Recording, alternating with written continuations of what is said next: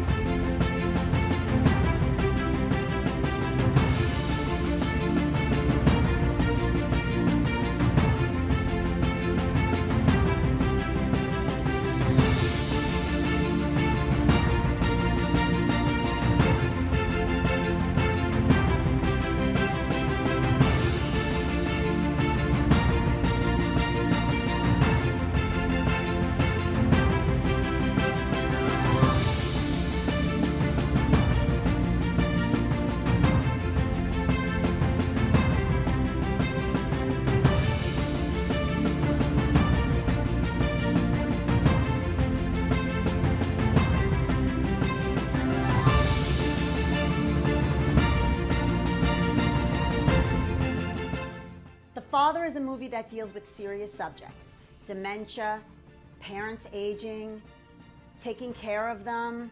But the performances were outstanding. Olivia Colman, amazing as usual.